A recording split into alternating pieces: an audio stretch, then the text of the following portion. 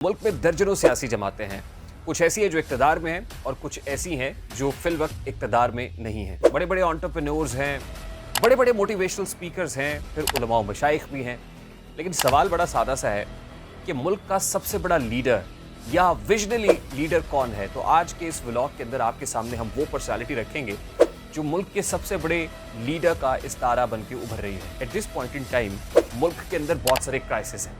सबसे बड़ा crisis economic crisis है। सियासी बहरान तो यकीनन है ही, जिसकी वजह से इकोनॉमिक क्राइसिस पैदा होते हैं। लेकिन इन क्राइसिस से मुल्क को निकालने के लिए देखने की ये ज़रूरत है कि कौन इस वक्त बहुत काम कर रहा है। वज़ीर आज़म शहबाज शरीफ ने भी खिताब किया। वज़ीर आज़म साहब ये फरमाते हैं कि पाकिस्तान में ज़रई इनकलाब, chief of army staff general Syed हाफिज़ आसिम मुनीर का विजन है।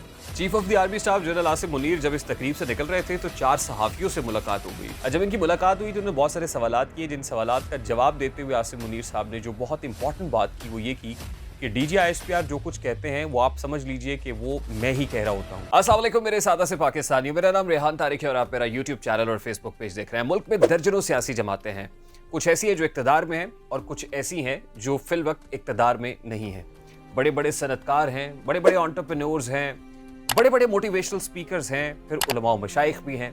लेकिन सवाल बड़ा सादा सा है कि मुल्क का सबसे बड़ा लीडर या विजनरी लीडर कौन है। तो आज के इस व्लॉग के अंदर आपके सामने हम वो पर्सनैलिटी रखेंगे जो मुल्क के सबसे बड़े लीडर का इस्तारा बन के उभर रही है, जो मुल्क में आने वाले दिनों को लीड करते हुए दिखाई दे रही है, जो मुल्क के बड़े बड़े फैसले करती हुई दिखाई दे रही है। वो सब आपके सामने रखेंगे। लेकिन उससे पहले एक और सादा से सवाल का जवाब देते चलें कि लीडरशिप क्या है या लीडर किसको कहते हैं। Leadership is actually using about power. वो कोएर्सिव फोर्स का इस्तेमाल करे यानी डंडा इस्तेमाल करे, वो लेजिटिमेट पावर को इस्तेमाल करे यानी अपने ओहदे का इस्तेमाल करे, वो एक्सपर्ट पावर को इस्तेमाल करे यानी माहिराना राय को इस्तेमाल करे, वो रेफरेंट पावर को इस्तेमाल करे, किसी भी किस्म की पावर को इस्तेमाल करे। Leadership is actually about using power. अब लीडर की जो कॉमनैलिटीज़ हैं वो क्या होती हैं? ज़ाहिर है कैरेक्टर बहुत अच्छा होना चाहिए, अच्छी तकरीर करना भी एक वन ऑफ द बिगेस्ट या प्रोमिनेंट फैक्टर्स है। अच्छा मोटिवेशनल स्पीकर हो, लोगों को मोटिवेट करना जानता हो, फिर हमारे यहाँ वो इस्लामी टच भी देना जानता हो। हल्का हल्का जो आयात हैं, कुरान व हदीस हैं, उनका भी तड़का लगाए तो पब्लिक से काफ़ी दादो तहसीन समेटता है। और फिर हमने देखा है over the period of time कि हमारे जो लीडर्स हैं वो इसका खासा सहारा लेते हैं। उसके अलावा वो बेहतर मुस्तकबिल के ख्वाब भी दिखाए, यानी वो ख्वाब बुनना जानता हो और कौम को बताए कि फ्यूचर उनका है और फ्यूचर ऐसा हम पैदा कर सकते हैं। अगर हम ये काम करें तो ऐसा फ्यूचर हम क्रिएट कर सकते हैं। अच्छा, अब at this point in time मुल्क के अंदर बहुत सारे क्राइसिस हैं। सबसे बड़ा क्राइसिस इकोनॉमिक क्राइसिस है। सियासी बहरान तो यकीनन है ही, जिसकी वजह से इकोनॉमिक क्राइसिस पैदा होते हैं। लेकिन इन क्राइसिस से मुल्क को निकालने के लिए देखने की ये ज़रूरत है कि कौन इस वक्त बहुत काम कर रहा है। कल एक तकरीब का इनेकाद किया गया और ग्रीन इनिशिएटिव का प्लेटफॉर्म है। ग़िज़ाई किल्लत या ग़िज़ाई तहफ़्फ़ुज़ के मौजू पर मुनक़िदा सेमिनार में चारों वज़राए आला मौजूद थे। वज़ीर आज़म पाकिस्तान मौजूद थे, chief of the army staff general Syed हाफिज़ आसिम मुनीर मौजूद थे। इस तकरीब से आसिम मुनीर साहब ने खिताब किया। मैं उनके खिताब की तरफ आता हूँ, लेकिन उसके बाद वज़ीर आज़म शहबाज शरीफ ने भी खिताब किया। मैं चाहता हूँ कि वज़ीर आज़म ने जो कुछ कहा है ज़रा मैं वो क्विकली आपके सामने रखूँ।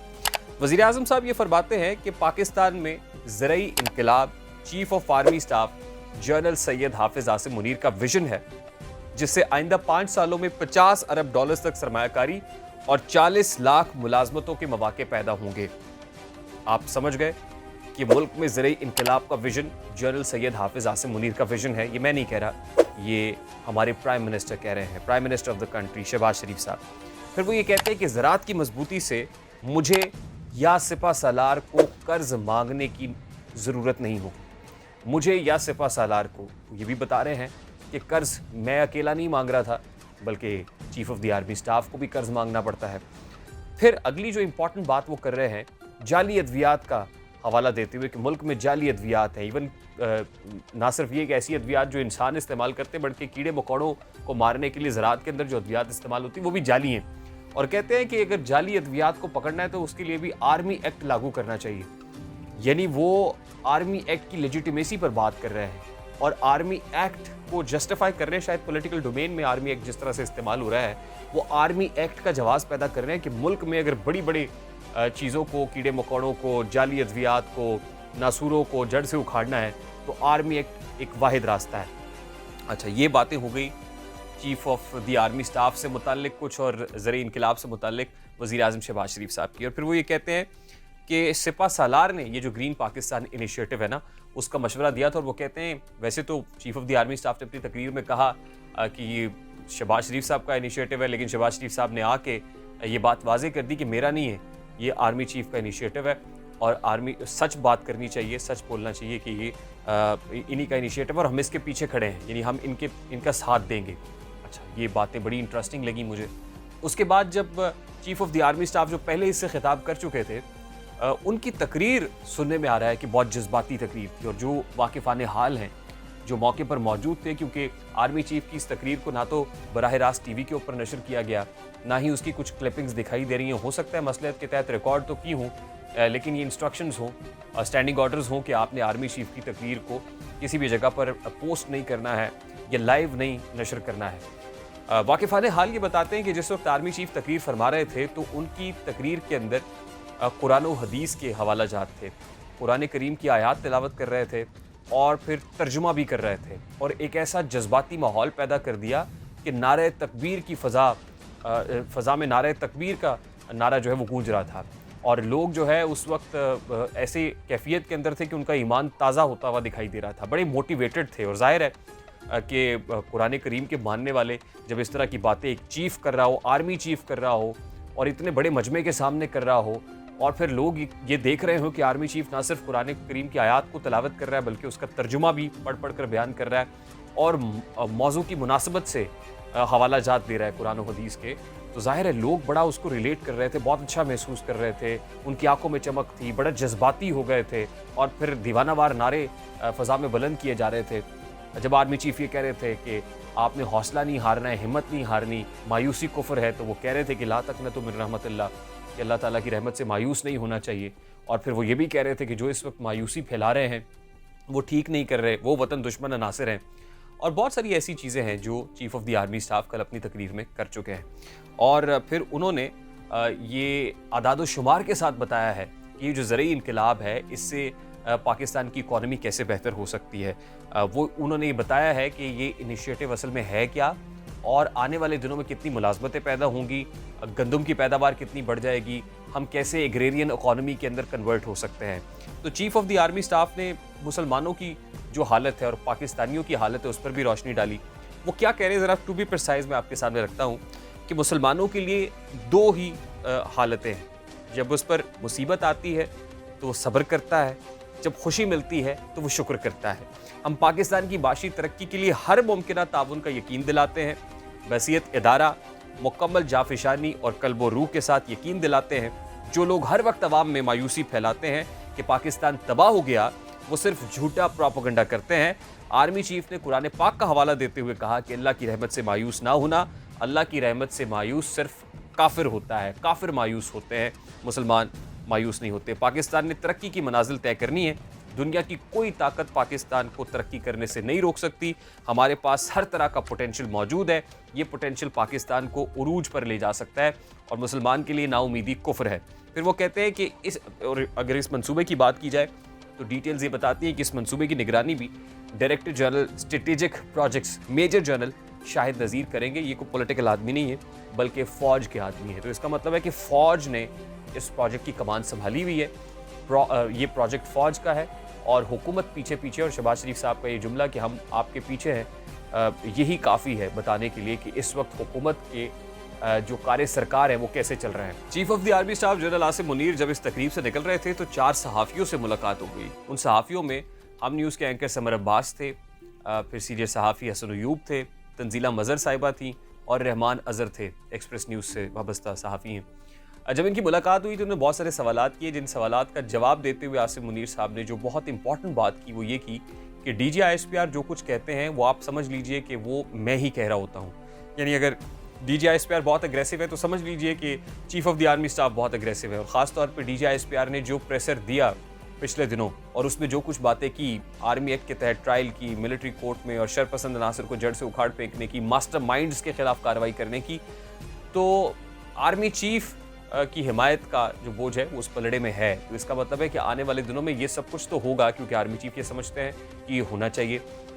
ये सियासतदान शायद ना कर पाए। मैंने आपको एक बार पहले भी कहा था कि केयर टेकर सेटअप बनते ही मामलात बड़े मुख्तलिफ हो जाएंगे। यानी फौज जो बहुत कुछ अभी नहीं कर रही है वो सब कुछ करना शुरू हो जाएगी, और फिर केयर टेकर सेटअप के अंदर प्राइम मिनिस्टर कौन होगा ये फैसला भी ज़ाहिर है ताकतवर हलकों ने तो करना है।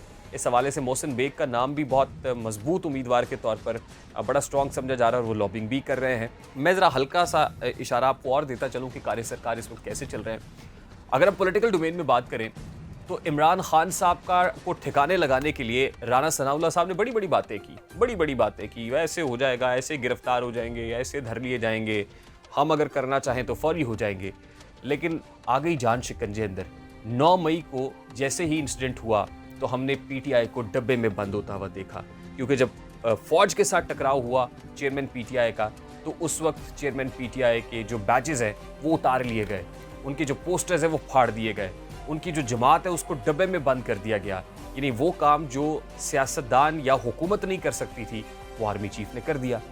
दूसरी बड़ी चीज़ कि इस हुकूमत को माशी मैदान में बहुत सारे चैलेंजेस का सामना था, बहुत प्रॉब्लम्स में चल रही थी, घिरी हुई थी। इनको आईएमएफ जो है वो पैसे नहीं दे रहा था, इनको सऊदी अरेबिया पैसे नहीं दे रहा था, इनको यूएई पैसे नहीं दे रहा था, अरेंजमेंट नहीं हो पा रहा था।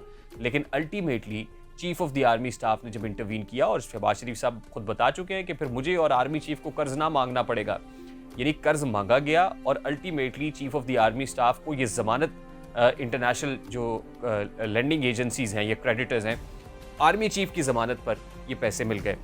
तीसरी इंपॉर्टेंट चीज़ ये है कि बज़ाहिर शहबाज शरीफ साहब हुकूमत चला रहे हैं या सामने हैं, लेकिन पीछे जनरल आसिम मुनीर साहब हैं।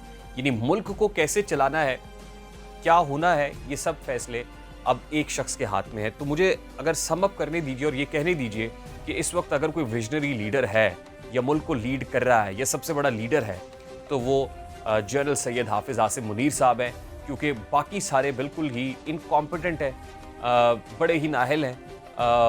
उनको दे के भी देख लिया सब कुछ, उनको कहा कि आपके पास ये ऑटोनॉमी भी है, करके दिखाएं, लेकिन वो शहबाज शरीफ साहब जो 6 महीने के अंदर मुल्क की माशी तकदीर बदलने की बातें करते थे वो नहीं कर सके, अनफॉर्चुनेटली या फॉर्चुनेटली।